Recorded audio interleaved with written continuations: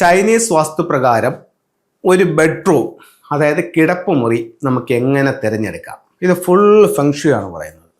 അത് ഭയങ്കര റിസൾട്ട് നിങ്ങളുടെ ജീവിതത്തിലേക്ക് കൊണ്ടുതരും എന്നുള്ള കാര്യത്തിൽ യാതൊരു സംശയവുമില്ല. രണ്ട് രീതിയിൽ നമുക്ക് ഈ ഒരു ബെഡ്റൂമിനെ സെലക്ട് ചെയ്യാം. ഏതൊരു വീടിനും അത് 500 ആയിക്കോട്ടോ 5000 ആയിക്കോട്ടോ 100 സ്ക്വയർ ഫീറ്റ് ആയിക്കോട്ടോ അതിനൊരു ഫ്ലൈങ് സ്റ്റാർ ഉണ്ട്. നിങ്ങൾ 10ക്ക് 10ൻ്റെ ഒരു റൂം എടുത്ത് നിങ്ങൾ അതിനകത്തൊരു ബിസിനസ് തുടങ്ങുകയാണെങ്കിൽ ആ റൂമിന് ഒരു ഫ്ലൈങ് സ്റ്റാർ ഉണ്ട്. അപ്പോൾ ഈ ഫ്ലൈങ് സ്റ്റാർ എന്ന് പറയുന്നത് അത്രയേറെ പ്രാധാന്യമുള്ള ഒരു സംഭവമാണ്. ആ ഫ്ലൈങ് സ്റ്റാറിൽ പറയപ്പെടുന്ന നക്ഷത്രങ്ങൾക്ക് അതിൻ്റെ ഒരു എനർജി ഉണ്ട്. നിങ്ങൾ ആ ഒരു ഏരിയ തിരഞ്ഞെടുക്കുമ്പോൾ, ഇപ്പോൾ ഒരു റൂം നിങ്ങൾ എടുത്തു, ആ റൂമിനകത്ത് നിറച്ച് നല്ല സുഗന്ധദ്രവ്യങ്ങളാണ് ഇരിക്കുന്നത്, അല്ലെങ്കിൽ സുഖമുണ്ടാക്കുന്ന വാസനകൾ ഉണ്ടാക്കുന്ന സാധനങ്ങളാണ് ഇരിക്കുന്നത്. അതിനകത്ത് ചെന്നിരുന്നാൽ നിങ്ങൾ എന്ത് ചെയ്യും? നിങ്ങൾക്ക് നല്ലൊരു എനർജി ഉണ്ടാവും, അതായത് നല്ല മണമാണ് അതിനകത്തോട്ട് വന്നിരിക്കുന്നത്. അതേസമയം വേസ്റ്റുകൾ കൊണ്ട് നിറഞ്ഞൊരു റൂമിനകത്താണ് നിങ്ങൾ ഇരിക്കുന്നതെങ്കിലോ ഒരു ബാഡ് എനർജിയാണ്, ആ സ്മെല്ല് തന്നെ മോശമാണ്, അത് നിങ്ങളുടെ എനർജി കുറയ്ക്കും. എന്ന് പറയുന്നത് പോലെ ഒരു എനർജി എല്ലാ റൂമിലും ഉണ്ട്, നമുക്ക് കാണാൻ പറ്റുന്നില്ല. ചിലർ പറയും ഞാൻ ഈ റൂമിനകത്ത് വന്നതിന് ശേഷം സാറെ തൊടുന്നത് പിടിക്കുന്നത് മൊത്തം എനിക്ക് നല്ലതാണ്, എവിടെ ചെന്ന് തൊട്ടാലും കാശാണ്. ചിലർ പറയും ഈ റൂമിനകത്ത് വന്നതിന് ശേഷം ഞാൻ അനുഭവിക്കാത്ത പ്രശ്നങ്ങളില്ല. ഇതിൽ നിന്ന് നമുക്ക് എന്താ മനസ്സിലാവുന്നത്? ആ ഒരു റൂമിനൊരു എനർജി ഉണ്ട്, ആ ഒരു വീടിനൊരു എനർജി ഉണ്ട്. ആ ഒരു വീടിൻ്റെ എനർജി ആ വീട്ടിലുള്ള എല്ലാവരെയും ബാധിക്കും.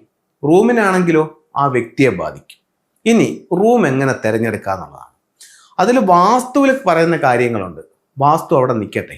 അല്ലെങ്കിൽ വാസ്തുവിൻ്റെ കാര്യം എന്ന് പറയുന്നത് ഗൃഹനാഥനും ഗൃഹനാഥയും തെക്ക് പടിഞ്ഞാറ് ഭാഗത്തെ ബെഡ്റൂം ഉപയോഗിക്കുക, കുട്ടികൾക്ക് വടക്ക് പടിഞ്ഞാറ് ഭാഗത്തെ ബെഡ്റൂം കൊടുക്കുക, ഈശാന്യകോണിലെ ബെഡ്റൂം ഫാമിലിക്ക് ഉപയോഗിക്കാതിരിക്കുക, അഗ്നികോണിലുള്ള ബെഡ്റൂം ഉപയോഗിച്ച് കഴിഞ്ഞാൽ ഉഷ്ണസംബന്ധമായിട്ടുള്ള രോഗങ്ങൾക്ക് സാധ്യതയുണ്ട്. ഇതൊക്കെയാണ് ഇതിന് കോമൺ ആയിട്ട് പറയുന്നത്. അത് വാസ്തുവിൻ്റെ കാര്യങ്ങൾ. ഫെങ്ഷുവിൽ പറയുന്നു നിങ്ങളുടെ ഓരോ റൂമിനും ഒരു എനർജി ഉണ്ട്. ആ എനർജി എന്താണെന്ന് മനസ്സിലാക്കി നിങ്ങൾ ആ റൂം ഉപയോഗിക്കും. ഇതൊരു വീടിന്റെ ഫ്ലൈങ് സ്റ്റാർ കണക്കാണ്. ഇതിന്റെ 8 ദിക്കിലും ഉണ്ടാവുന്ന ഒരു എനർജി എന്താണെന്ന് ഞാൻ നിങ്ങളുമായിട്ട് ഷെയർ ചെയ്യാം. തെക്ക് പടിഞ്ഞാറ് ഭാഗത്തിരിക്കുന്ന നമ്പർ 79 ആണ്. ഈ നമ്പറുകളെ ബേസ് ചെയ്തിട്ടാണ് ഞാനിത് പറയുന്നത്. ഈ 79 റൂമിൽ നിങ്ങൾ കടന്നു കഴിഞ്ഞാൽ നിങ്ങളെ മറ്റുള്ളവർ പറ്റിക്കും. പടിഞ്ഞാറ് ഭാഗത്തെ ഈ ബെഡ്റൂമിൽ കടന്നു കഴിഞ്ഞാൽ ഈ റൂമിനകത്ത് കേസും വഴക്കുമായിരിക്കും നിങ്ങൾ ഫേസ് ചെയ്യേണ്ടി വരുന്നത്. ഈ റൂമിനകത്താണ് നിങ്ങൾ കിടക്കുന്നതെങ്കിൽ അസുഖത്തെ നിങ്ങൾ ക്ഷണിച്ചു വരുത്തും. ഈ റൂമിനകത്താണ് നിങ്ങൾ കിടക്കുന്നതെങ്കിൽ നിങ്ങൾ എപ്പോഴും ഈശ്വര കാര്യങ്ങളിൽ മുഴുകിയിരിക്കും. ഈ റൂമിനകത്താണ് നിങ്ങൾ ഉപയോഗിക്കുന്നതെന്നുണ്ടെങ്കിൽ വിദ്യാഭ്യാസപരമായിട്ടും അഭിവൃദ്ധി ഉണ്ടാവും. വിവാഹപ്രായം എത്തിയവർക്കും ഈ റൂം നല്ലതാണ്. ഈ റൂമാണ് നിങ്ങൾക്ക് ഉപയോഗിക്കുന്നതെങ്കിൽ സാമ്പത്തികമായിട്ടും കുടുംബങ്ങളുടെ ഐക്യപരമായിട്ടും ഒരുപാട് നേട്ടങ്ങളുണ്ടായിരിക്കും. ഈ റൂമാണ് നിങ്ങൾ ഉപയോഗിക്കുന്നതെങ്കിൽ നിങ്ങൾക്ക് സാമ്പത്തിക അഭിവൃദ്ധി ഉണ്ടായിരിക്കും. വീട്ടിലെല്ലാ ശുഭകാര്യങ്ങളും നിങ്ങൾക്ക് ഒരുപാട് ആഘോഷങ്ങളൊക്കെ ഉണ്ടാവും.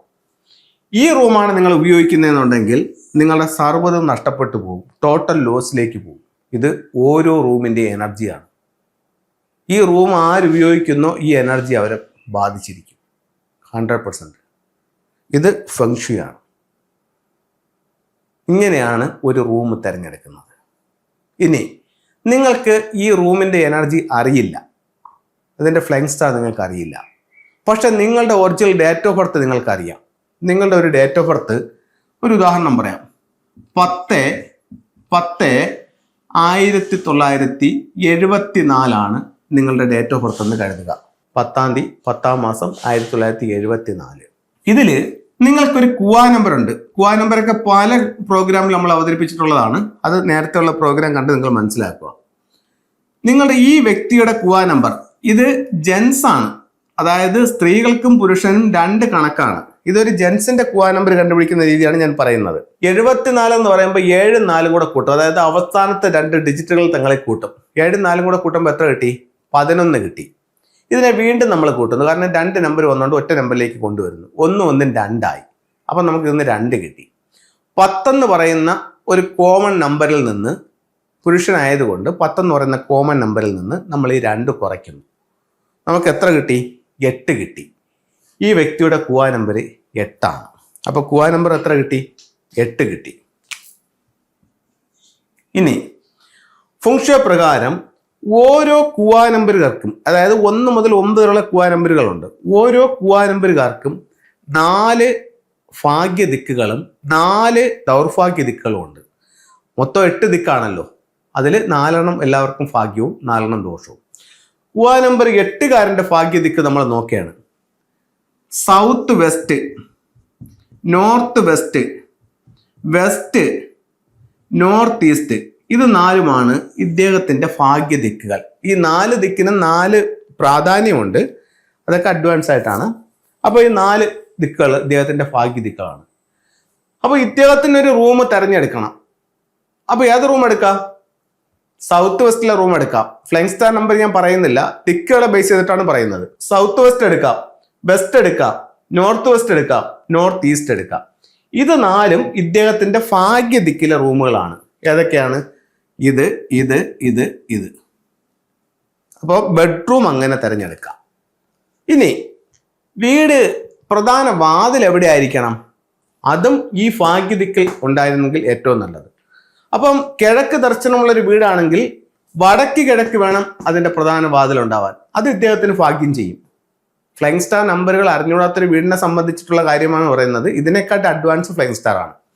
അപ്പോൾ ഈ റൂം ഇയാൾക്ക് എടുക്കാം. അതായത് വടക്ക് കിഴക്ക് നോർത്ത് ഈസ്റ്റ് ഭാഗത്തെ റൂം ഇദ്ദേഹത്തിന് ഗുണം ചെയ്യും.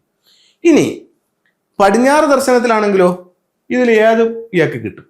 തെക്ക് പടിഞ്ഞാറിൽ നല്ലതാണ് ഇയാളുടെ, പടിഞ്ഞാറിൽ നല്ലതാണ്, വടക്ക് പടിഞ്ഞാറിലും നല്ലതാണ്. തെക്ക് പടിഞ്ഞാറ് നമ്മുടെ വാസ്തുവിൽ അവിടെ ഡോർ വരാൻ പാടില്ല. ഞാൻ ഫെങ്ഷുയാണ് പറയുന്നത്. അപ്പോൾ ആ രീതിക്ക് നിങ്ങൾക്ക് ഇതിന് എടുക്കാവുന്നതാണ്. അപ്പോൾ ഇങ്ങനെയാണ് ഒരു ബെഡ്റൂം നമുക്ക് സെലക്ട് ചെയ്യാനായിട്ട് സാധിക്കുന്നത്. ഫെങ്ഷുയുടെ ചില ടൂളുകൾക്ക് പോവാം.